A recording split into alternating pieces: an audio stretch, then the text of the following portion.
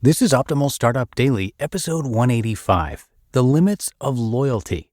When Habits Change, You're Toast, by Nir Eyal of nirandfar.com. And hi again, welcome back to Optimal Startup Daily, where I read to you each and every day from some of the best blogs on entrepreneurship. And with that, we're going to get right to today's post as we optimize your life. The Limits of Loyalty. When Habits Change, You're Toast, by Nir Eyal of nirandfar.com. I'm endlessly loyal, my wife said, staring straight into my eyes. But she wasn't talking about our marriage. She was pledging her allegiance to a piece of software. I'll never quit Microsoft Office, she told me. It does too much for me to leave it. For a moment, I wondered if her husband had engendered the same reverence, but then I remembered things at Microsoft aren't all wine and roses. In fact, the conversation with my wife was sparked by a debate over switching from Office to Google Docs for our home business. Apparently, we aren't the only ones considering other options. Industry analysts say Google Apps has already beaten Office as the top choice for smaller businesses and is in a, quote, dead heat among companies with more than 1,000 employees, end quote. The threat to Microsoft Office is the latest reminder of how quickly technology tides can turn. It is also a testament to the power of customer habits and what is at stake when those habits change. Microsoft is not taking the assault lightly. The Wall Street Journal reported, quote, Microsoft executives are now encouraged to promote user engagement over product sales, end quote. In a recent interview, Chi Lu, the man leading Microsoft's Office suite of products, emphasized, quote, we want Office to be a habit, end quote.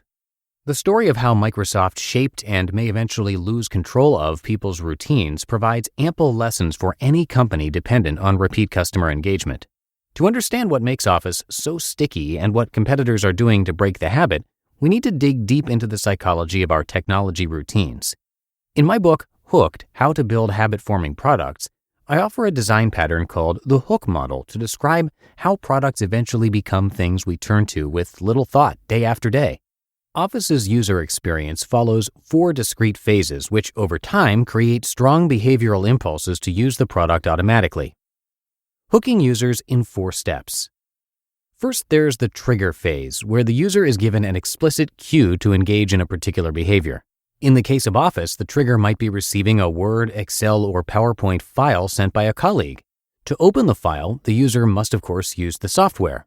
Over time, the new user will no longer need external triggers like an email with a file attached, and will instead be cued by internal triggers, prompts to action informed by association in the user's mind. For example, when a user turns to Office spontaneously to crunch numbers or use a word processor, the habit has taken hold. Of course, forming these associations with internal triggers is the end goal of a habit-forming product, but to get there, users must pass through successive hook cycles. The next step in the hook model is the action phase. This step is defined as the simplest behavior in anticipation of a reward. In the case of Office, the action couldn't be simpler. Just open the file. The reward phase is the third step. Here, the user scratches an itch. In Office, the itch is the curiosity of knowing what is in the attachment. Opening the file provides quick relief. The final step of the hook is investment phase.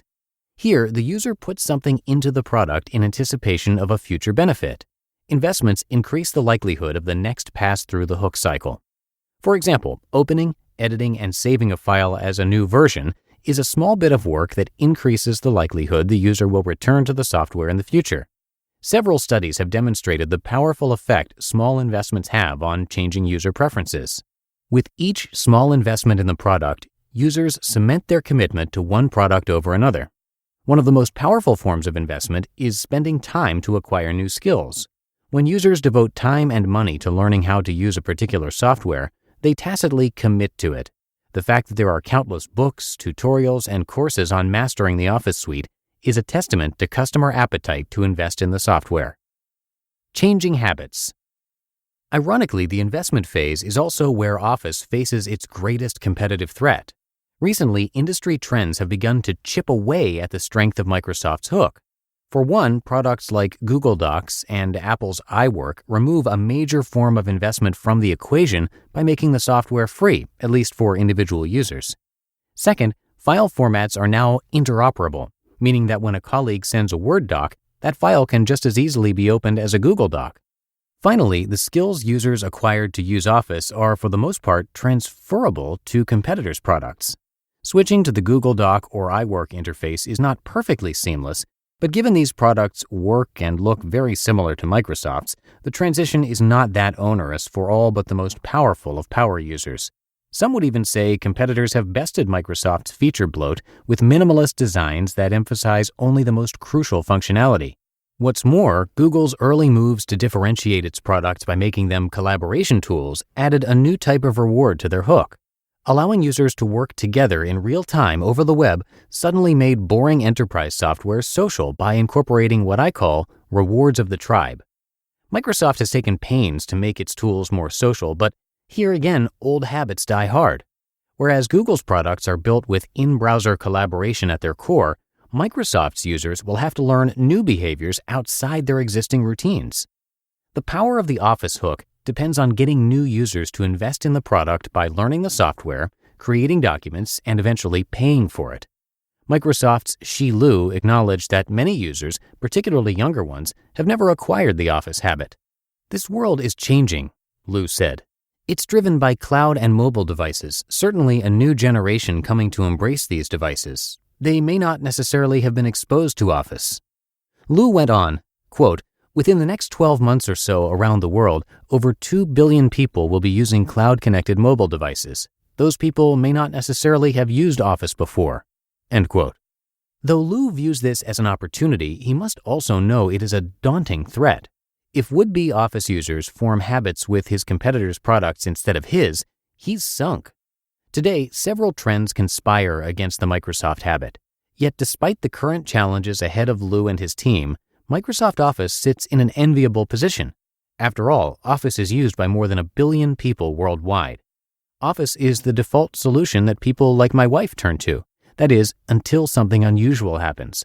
Whenever the interface people use to access a technology changes, such as the shift we see now from desktop to mobile, the deck of user habits is reshuffled. Suddenly, behaviors must be reworked for use on another interface, say on a 5-inch phone screen. For example, while it's my job to make a weekly trip to buy groceries for the family, my wife is responsible for making the shopping list. In the past, she kept track of what I should buy on an Excel printout. Recently, however, she's switched to using a mobile-optimized Google Sheet to save the list. When it comes down to even our strongest technology habits, we'll make a change when a new interface forces us to look for new solutions.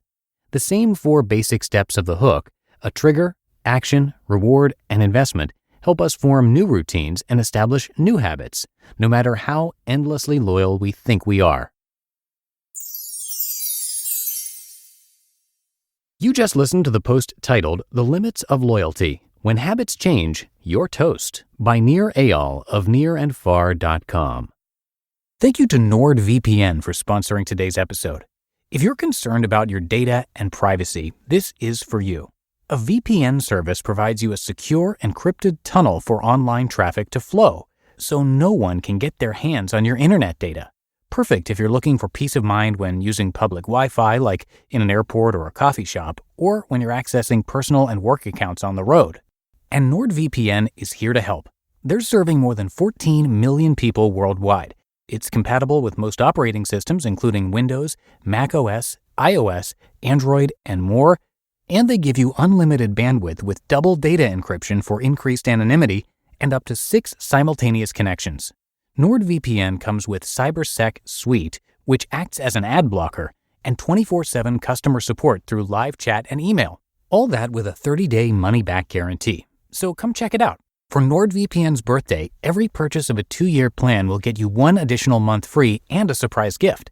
Go to nordvpn.com/OSD and just use the code OSD. That's nordvpn.com/OSD and code OSD.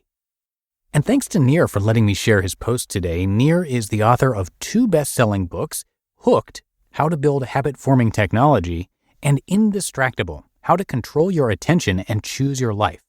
For most of his career, Nir worked in the video gaming and advertising industries, where he learned and applied, or sometimes even rejected, techniques to motivate and manipulate users. Nir previously taught as a lecturer in marketing at the Stanford Graduate School of Business and the Hasso-Plattner Institute of Design at Stanford. He writes to help companies create behaviors that benefit their users while educating people on how to build healthful habits in their own lives, a best of both worlds. So come by nirandfar.com for more, and Nir, by the way, is spelled N-I-R, like his name. But that'll do it for today. I thank you as always for being here and for clicking subscribe if you haven't done that already, and I'll see you back here tomorrow, where your optimal life awaits.